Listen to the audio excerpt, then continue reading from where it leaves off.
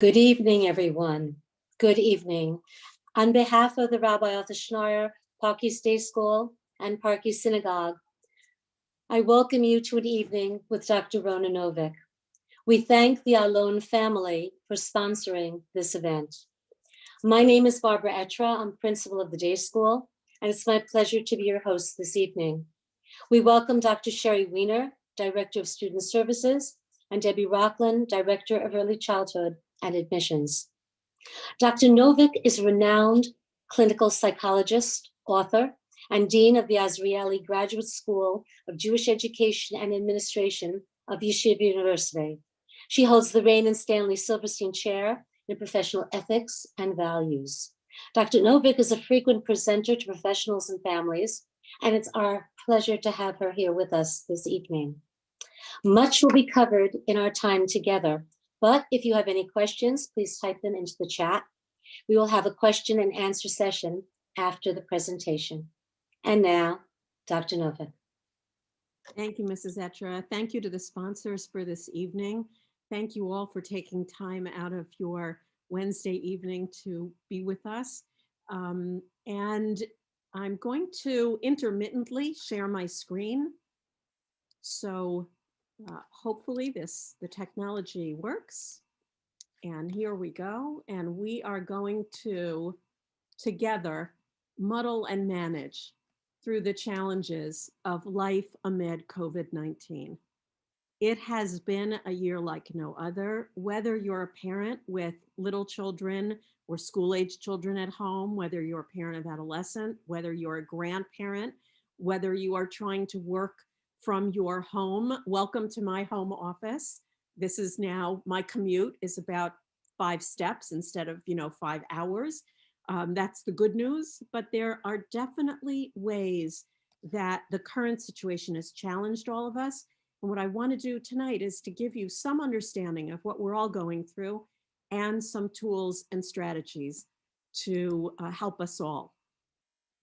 I like to call our situation the new not normal. I refuse to call it the new normal because I refuse to acknowledge that this is our future. I really do believe we will, please God, soon in our days, get to a place that looks much more familiar than strange.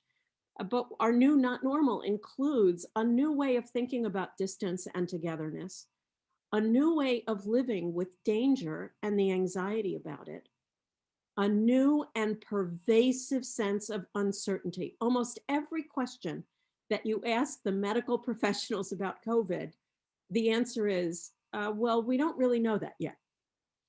And we are dealing with biological and psychological implications of our current situation and of its aftermaths. Our goal, by the way, our goal really is not perfection, but it isn't just muddling or management. Our goal really is something called resilience. Resilience, according to the American Psychological Association, is the process of adapting in the face of adversity, trauma, tragedy, threats, or significant sources of stress. And we certainly are living with adversity, trauma, tragedy, threats, and significant sources of stress.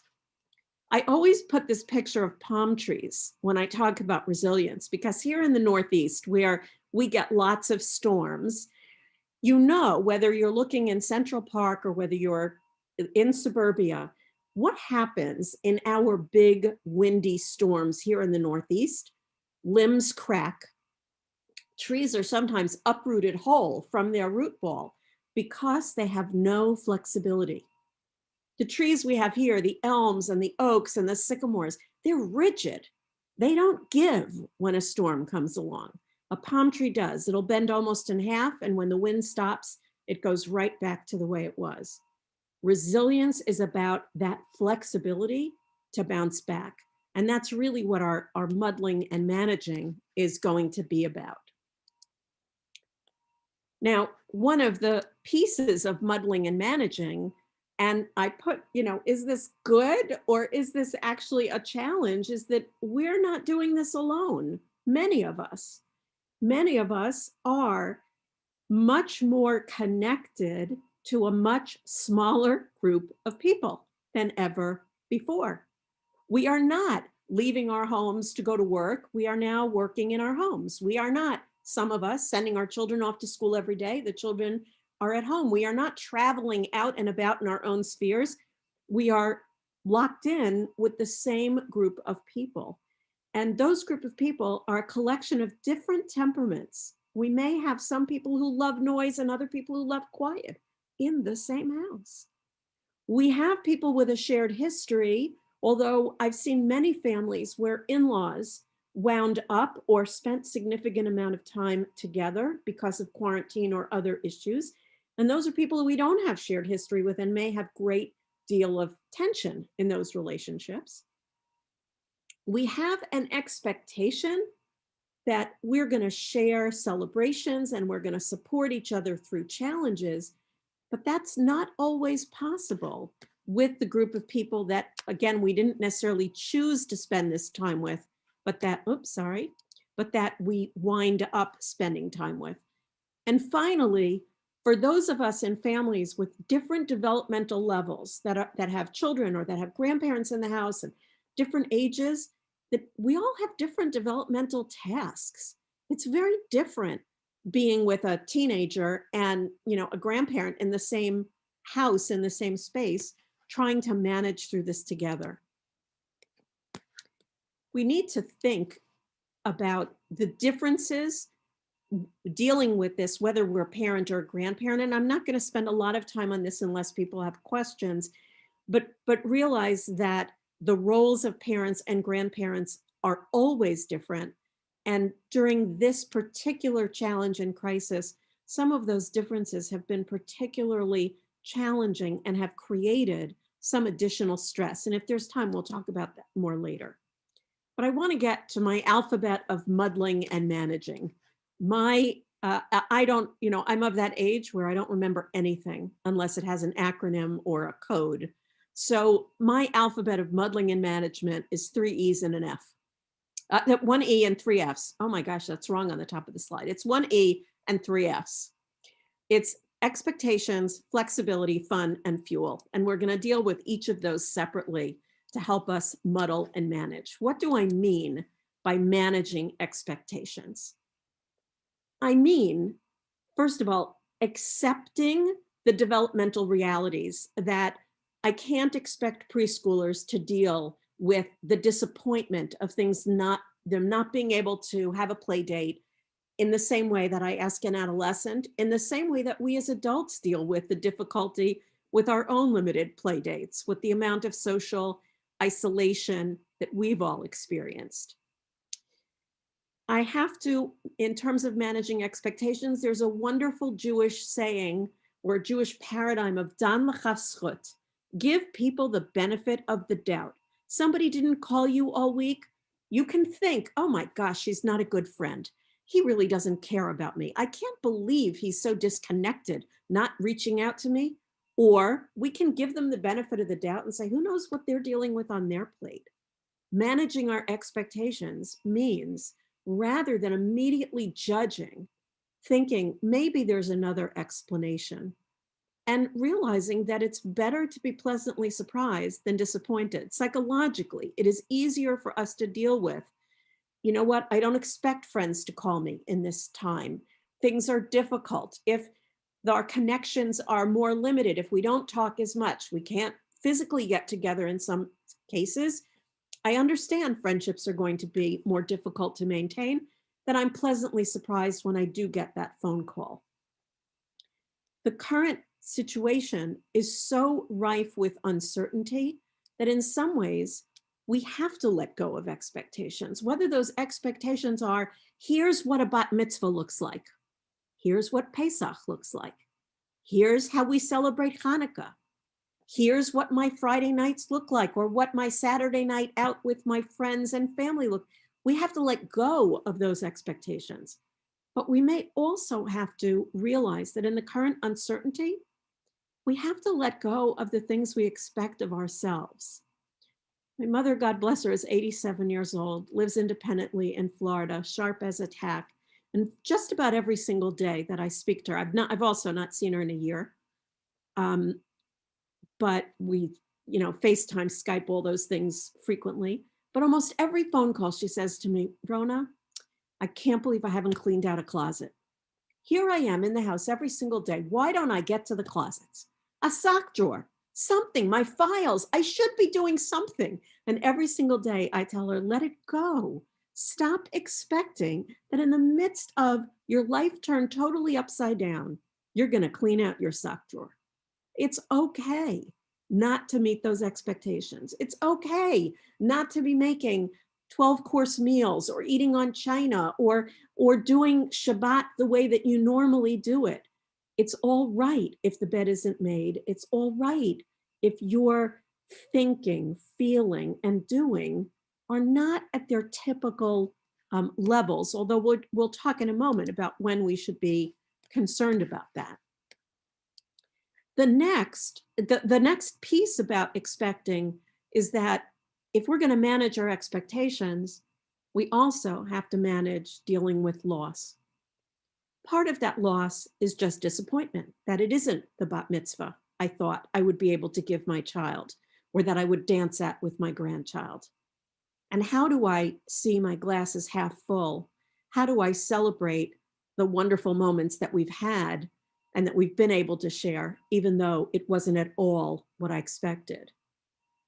How do I manage the loss of traditions and rituals? My family, my husband's family has always had an extended family Hanukkah party. It's the one time all year that we all get together from across the tri-state area. And of course, that ritual is gone this year. There's no way. So we had to create a new ritual. And it actually, we did a virtual party and we wound up doing a Hanukkah Mad Libs as a family, which became quite popular and has already there have been requests for, can we do this whether we're together or not next year? Managing loss also requires validation and reassurance. One of the things that particularly those of us who are parents and grandparents have an automatic reflex when our children or grandchildren come to us sad about a loss, about a disappointment, our immediate reflex is we want to make it better. And we think we make it better by nullifying it, by saying, oh, it's no big deal. You missed 6th grade graduation, don't worry. It's even better in middle school. You wait till you see what 8th grade graduation is. Now that's something you don't want to miss. But when we fail to validate, then reassurance is not heard. Then the person we're trying to make feel better feels as if we didn't hear them. We didn't feel their pain. We didn't recognize it. Validation, by the way, is an agreement. It isn't saying to our 6th grader, I know life as you know it is over because graduation didn't happen the way you wanted. I know life will never be the same. That's it, forever. It's the worst thing that can ever possibly happen to you. That's agreement. Validation is not agreement. Validation is, I feel so bad for you. I know you were really looking forward to this. It's terrible. I really wish I could do something that could give you back something you really wanted. That's validation. And then I can provide reassurance and say, maybe there are other ways we can deal with it. And then I can move to a forward focus. Then I can move to, what could we do instead? How could we celebrate this milestone? Is there some other way we could mark this event and deal with it? And of course, the most significant loss that all of us have had to manage through this, and I have to be more delicate if I'm talking to children, but here we are grown-ups, is I can't imagine that there's anybody here with us tonight who doesn't know someone who has experienced a first-degree loss, who has had to have a funeral or be at a funeral, or I know I'm exhausted from going to Shiva Zoom calls, that it just seems way too frequent. And we have to realize that we are living in a time with unprecedented losses. So what do? Remember that palm tree.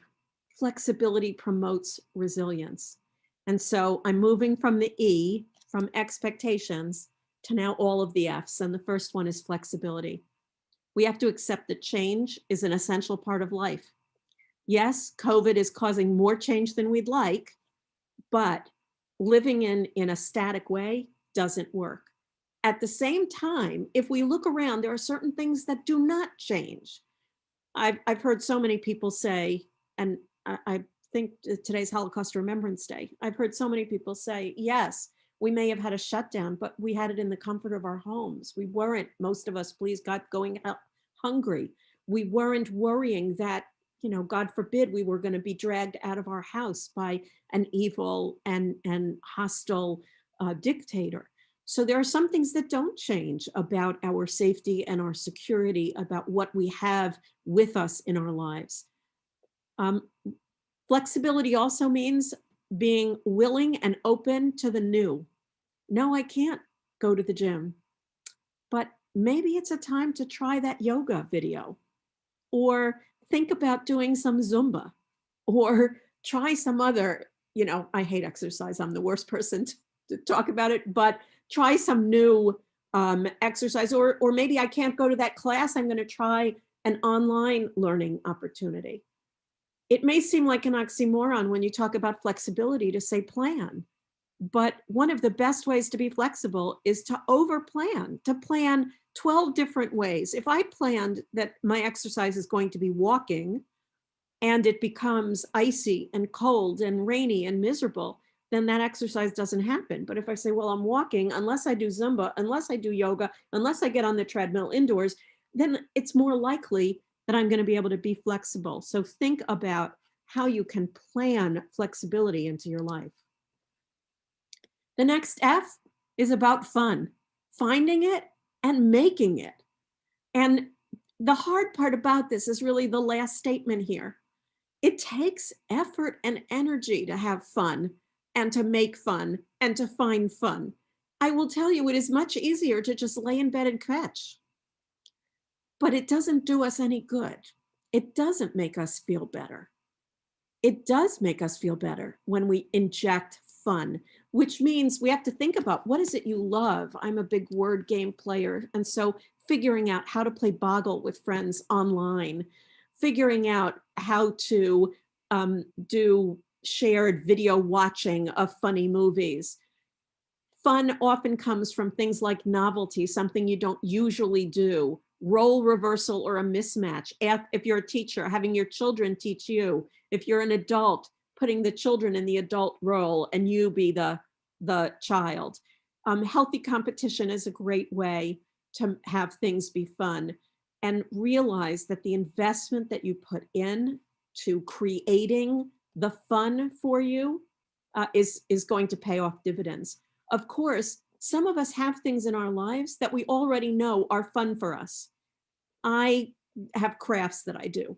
And so maybe it means, again, that planning again, putting in the time, going on Amazon, ordering my supplies, and planning in, when in my day am I going to allow that creativity? When in my week am I going to do that? Making sure, if you love baking, like the picture here, or cooking, that you've got the ingredients there to make your favorite items. The next F is similar, because fun is one of the fuels, one of the things that builds us up, that gives us the energy and the wherewithal to go forward. But fun isn't the only thing. We have to first recognize that we are physical beings, and that our basic biology matters. Our food, our nutrition, our sleep, and our exercise are the basic ingredients to have a good engine running in our body. And I think we tend to underemphasize these. A lot of people have talked about, the COVID-15, not the COVID-19, the COVID-15. It's the 15 pounds everybody gained during the shutdown last spring. My husband walks around the house sometimes saying that, all you do if you're home is eat. It's terrible. If you work from home, there's just too much food available. It's not good. So we have to think about, how do we set the stage for healthy choices for our biology? How do we create better sleep hygiene for ourselves? And if you have children at home, for our children? I know that the research that was done in the spring when the country was more or less on shutdown indicated that all of our sleep patterns were disturbed and that many people developed poor sleep habits, and getting back into good sleep habits is important. And I can't overemphasize, as much as I said I hate it, exercise. Exercise is the body's automatic antidepressant. Exercise releases chemicals in the brain. Even moderate exercise for 20 minutes will cause a release of endorphins, which are the body's natural mood lifters. And so think about how you increase your physical exercise. It doesn't have to be, 2 hours of aerobics or weightlifting, but even 20 minutes of activity is helpful. There's been a lot of discussion this late fall, winter, and now into the spring that we are beyond the surge. What does that mean? It turns out that in times of crisis or trauma or stress, most of us experience a surge of energy initially. That we do those closets and we do make those plans and we say, we're going to get through this and I'm going to feel okay. And I have 18 different plans and I'm going to journal and I'm going to do this and I'm going to write and I'm going to organize. And then we run out of gas. We literally run out of energy. Educators have talked about it with students that, last spring was hard for students. Initially, they came back to school in the fall, energized and excited. But now it's hard, and it's hard to mount that energy and have them keep going. And so it becomes even more important to think about what fuels me. It turns out that there are 2 G's that help fuel us. One is gratitude. The more we focus on blessings, the more energized we are. There's so many studies, and they're absurd in their simplicity, that in 2 weeks, if for 2 weeks, you simply take a piece of paper and every day for 2 weeks, at the end of the day, you write down between 1 and 3 things that you're grateful for. Small things. It snowed yesterday. I didn't have to shovel. It all melted. I'm insanely grateful for that. It looked really pretty, but I didn't have to shovel. They don't have to be big things. I'm grateful that my dinner didn't burn. Small things that we're grateful for, but just the act of writing it down for 2 weeks increases happiness, decreases depression, and get this, it increases your immune system. You're more likely to have a better response to a flu shot if you have been practicing gratitude beforehand than if you didn't. So imagine, as we're dealing with COVID, with a worldwide pandemic, what a boost it would be to our immune system if we could just focus more on being grateful. And the other thing that boosts us, that fuels us, believe it or not, is giving. We get an enormous amount when we give. Imagine this wonderful little psychological study. It's old, you can tell, because $50 meant a lot at the time this study was done, but they gave $50 to individuals and measured their happiness. And after they got $50, guess what? They were happier. There was a noticeable increase in their happiness, and they tracked it for a few weeks. And then they gave another group of people $50, but with one caveat. They said, you can do anything you want with this $50 except use it yourself. You must use it to give to a charity, buy something for someone else, but you can't use it on yourself. Not only did the givers get the same boost in happiness, but 7 weeks out, it was still there. They were still happier. The people who spent the $50 on themselves weren't happy anymore. It is better for us to give than receive. And thinking in this time period about how we give, how we engage our families in being generous in a way to keep us going is really, it's a wonderful opportunity. The final issue I want to talk about is not an E or an F, it's the dreaded C. It's that in these difficult times, we may face some conflict. How do we deal with people who feel differently about the situation than us, perhaps even within our own family? We have to realize that we can only respect other people's position. They may, again, giving them the benefit of the doubt. There may be a reason. We have to understand that there's going to be personal difference, that some people are going to be more comfortable with certain activities than others. Some people are more stressed out than others. And we also have to realize that we may be dealing with our friends and family not at their best, because stress does not always make us our best selves. It can bring out, think about yourself when you're irritable or when you're on edge. You may not be your best self. I want to just say that speaking to Park East parents and shul members, I can't, end without adding that we really, as Jews, have a particular gift in our spiritual understanding of the world, that we have an ability to take stock, to think about our connection to God and to the divine, to realize that in our Jewish tradition, we believe so clearly that A, we are not alone, that we are not in this alone, and B, that human beings have an infinite ability for change and growth. It's why we have Yom Kippur every year, because every year we get to start again. It's why we begin every morning, Modeh Ani, thank you, God, you gave me another day. It's my restart button. Maybe today I'll be better than I was yesterday. Maybe today the world will be better. Maybe COVID will be better. These spiritual ideas, I think, are also enormously helpful in managing through. And last but not least, when you fly on an airplane, and please God, soon in our days, we will all fly to places we love and people we want to visit, myself especially. I'm feeling the distance from family. You know that wherever you're flying, you hear the same announcement on the airplane. If the cabin should suddenly lose pressure, oxygen masks will drop from above. And what do they tell you? Even if you are flying with people who need assistance, please affix your mask first before helping others. Those of you who are parents, those of you who are caring for parents, those of you who are grandparents helping your children or your grandchildren, realize you are no good to anyone if you don't take care of yourself. So think about how you manage your expectations, how you find fun, how you fuel yourself, how you find faith and meaning and spirituality, and be flexible to manage through the transition. Realize we're living in a time like no other, and that even though you can only change you, that's all any one of us can ever do, we have ripple impact. It's like when you throw a stone into a pond. The stone drops in one place, but the ripples go out across the pond.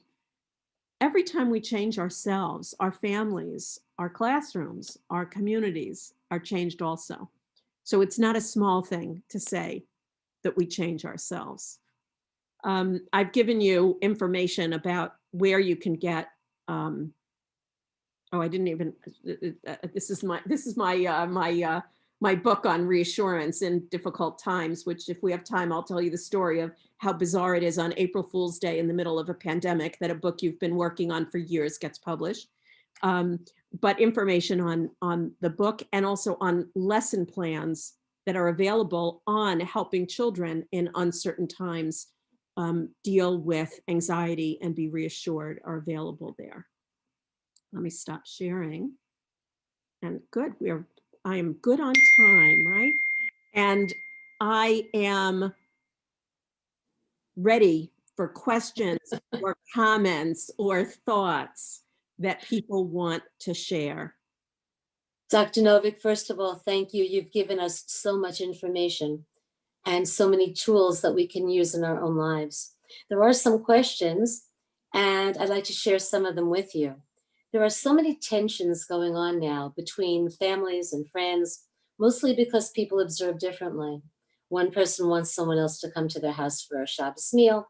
Another one gets annoyed that her best friend won't let her child come over for a play date. How do you handle it? What do you do when people have different levels of observance on how to handle COVID? So it's so interesting, Mrs. Etra, because, you use the word observance, and I'm thinking, we Jews have been kind of doing this for a very long time, having nothing to do with COVID. What did you do when you kept kosher in a different way than other people kept kosher? What do you do? We've struggled with this in our communities, particularly in our communities that are more open and diverse, with how do I deal with having a friend who doesn't keep Shabbat the same way I do? And my answer is, first of all, in this instance where we're dealing with not religious observance, but observance that really ties to people's feelings of safety and security, that you have to do what feels right for you. But that you have to find a way to tell others with total respect and understanding. I had the wonderful experience of a very, very close friend marrying off a son who I have known since he was in her belly. And I very much wanted to be at this wedding.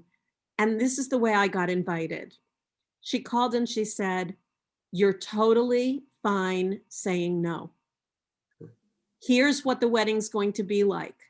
There's where the chuppah will be outdoors. I will tell you, the other side is not going to be wearing masks. We will.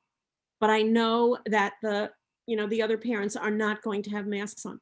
I will totally understand if you don't feel comfortable coming. Whatever you decide will be fine with us." That's an example of recognizing and saying, this is what I'm going to do. I'm going to respect what you do. Now, I think we can go even a step further. And if you can't have a play date, your child can't have a play date at someone's house because you're not comfortable with indoors or with maybe you can say, but we're going ice skating in the park. Why don't we do that together on Sunday? Because you may feel more comfortable with an outdoor play date. I think we have to problem solve and try to be as open and honest as we can. And to some extent, own your own concerns. Say it's not about you. It's just I'm too anxious about my mother or catching it or bringing it home or getting it at my job or, the rules in my office are such that if I do X, I can't go to work on Monday. So I'm sorry, I can't do the kind of play date. Thank you. That's a good way to think about it. A great question. If I'm so anxious and I'm so nervous, how can I make my child feel secure? Take acting lessons. I mean, I say all the time, parents don't need to be superheroes. Like, it's absolutely fine to share with your children, COVID has me worried too. This is very serious and it's scary. And mommy and daddy, we get scared too. Now, where you have to go with that is, that's why we wash our hands. I think all the time, by the way, about Mr. Rogers, who had such wisdom in so many things. He always said, look to the helpers. Well, in COVID, one of the things we can tell our children is not only, yes, we're nervous and we're anxious, but look at how all the doctors are working to keep us healthy. And look how people are wearing masks. But we also can be the helpers ourselves. Every time you wash your hands, you're helping. Every time you wear your mask, you're a helper too. Think about all the things all of us are doing to try to make this better. Now, I said parents don't have to be superheroes. It's okay to share that I'm anxious too. It is not okay to fall apart in front of your children. It's scary for children if adults can't handle things. That's why they make closed doors. If you're going to fall apart, go behind a closed door and have your good cry. But in front of our children, we have one job 24/7, 365 days of the year, and that's to be the grown-up. For many years, I worked in a children's hospital, and I occasionally covered the pediatric emergency room. And I can't tell you how many times we had to remove parents from treatment rooms because their children were getting stitches or they were getting a cast, and the parents were making the children worse because they couldn't be the grown-up and they couldn't stay calm. And I have to tell you, if a child's getting stitches and the parent says, "Oh my gosh, that needle's too big," that's not good. That's not going to help anyone calm down. So if you're running around the house saying, this is never going to end, this pandemic is just, look at how many dead and it's endless and we're never going to see grandma again, that's not you. That's adult worry, and you have to protect your children from that. And along those lines, I realize I didn't say anything about media, but we really have to think very carefully and do our own soul searching about what the impact of all of the media coverage is on us and on our families. And we have to have the self-discipline to turn it off. To say, you know, because we live in a world now where everything is a breaking story. Everything is, it makes me crazy now. You can't watch the news anymore without, in addition to what you see on the screen, there's a crawl going along and there's a starburst on the top and there's emergency flaring.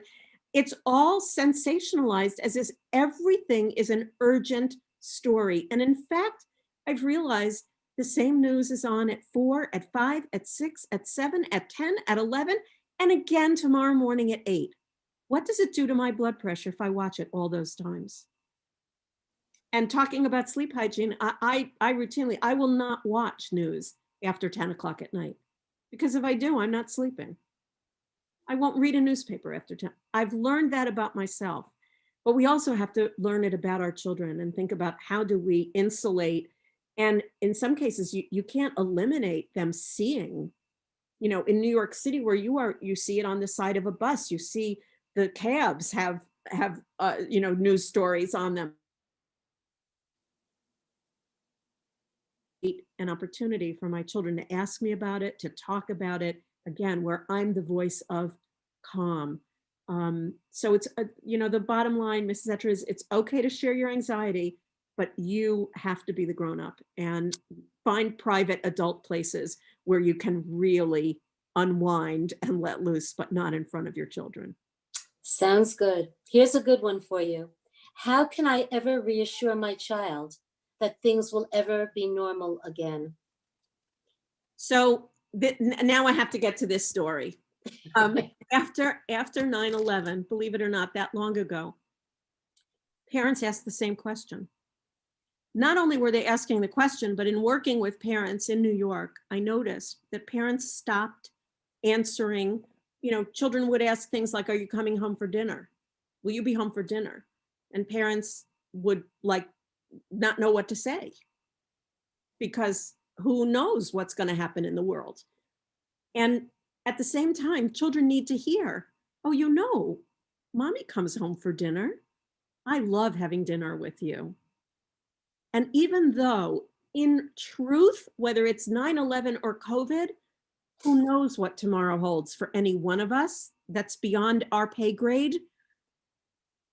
Children need that reassurance, and they need the language of reassurance. They need to know that the book that I wrote, which is really a metaphor or a parable, Mommy, Can You Stop the Rain? My granddaughter, when she saw the book the first time, she said, Safti, you know mommies can't stop rain, right? Like, you know that only God can do that? It's like, yes, sweetheart, I know that, but you can't stop the rain, but you can hold your child while the rain is making scary noises. And you can't shush the thunder, but you can play with pots, banging them like a marching band. And you can't turn on the lights in a blackout, but you can get a flashlight and make shadow puppets. And finding that language of reassurance, which basically says, I'm here now, I'm with you through this, and I'm going to be with you through it, even if it's hard. That's what our children need to hear from us. Now, I think we can reasonably tell them there are a lot of really smart people working on this COVID puzzle. And it's amazing. It's nothing short of miraculous. I'm going for my second injection next week. I'm so excited, my second vaccine. It's nothing short of miraculous that a vaccine in such a short period of time has been developed and created, and it's making so many people healthy. And there will come a time when we look back and we say, remember that COVID year?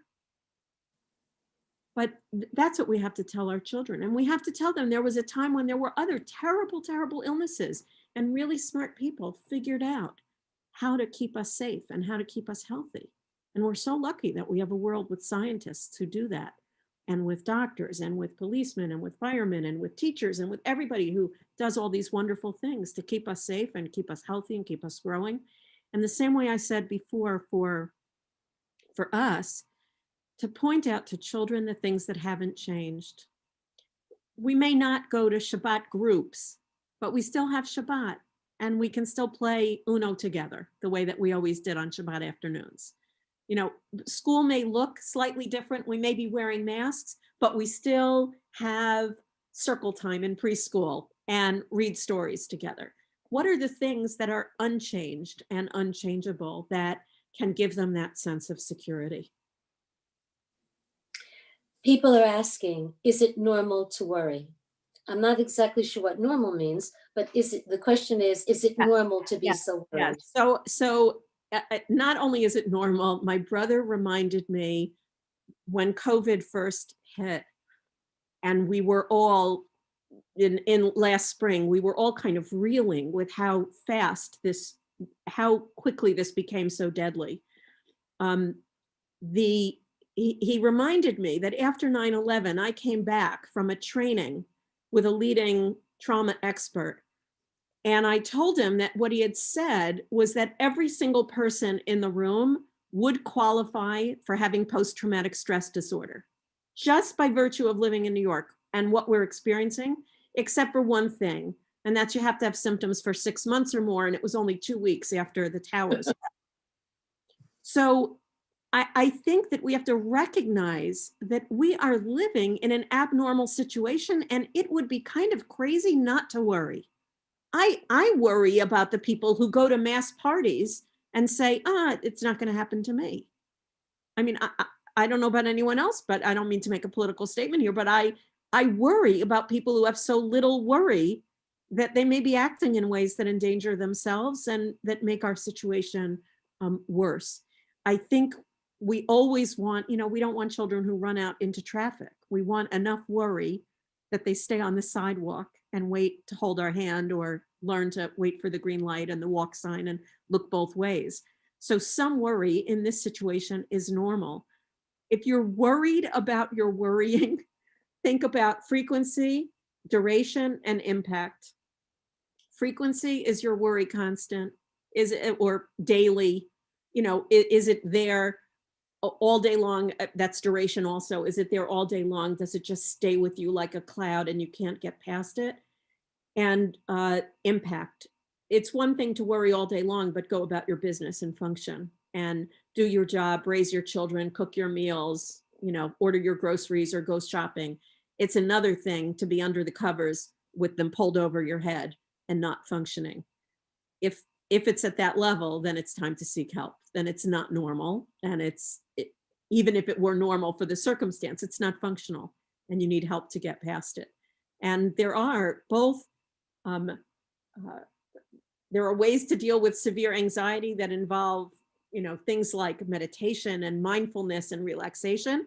And there are ways to deal with severe anxiety that are in the medical arena. But if you're really struggling, then it's time to think about getting help if it's interfering with your ability to function. Now, in small ways, everybody's talking about COVID brain.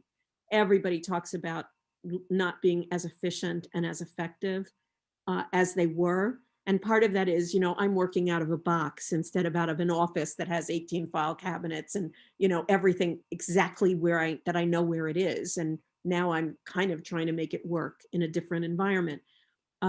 So part of it is that, part of it is anxiety that's interfering with all of our mental capacities. But again, that I think is normal and I wouldn't worry about that. One less thing to worry about. One less thing, right. And if we're going to end, what is the last piece of advice that you'd like us to take away from your talk with us this evening? I think that there's that all of us have a place in ourselves of positivity. All of us have that hopefulness, that belief in the future, that gratitude for the blessings that we have, and finding that and being in touch with that on a regular basis, finding a moment every day where, whether it's counting your blessings or whether my spouse walked in yesterday and said, why am I hearing music? I thought you're working. And I said, I realized that one of the things that fuels me is music. And I particularly love Brahms' Piano Concerto No. 2. And I just had it play in the background all day yesterday when I worked. And I have to tell you that I got in touch with that part of myself that just feels that music is a gift. And it was unbelievable. Like, what genius created this sound, this beautiful concerto, and then what genius played it? And it's there for me to listen to at will. Finding those moments and just giving those moments to yourself, I think they're so, so important. Dr. Novick, I hope I'm going to remember everything you've said so I can use it in my own life.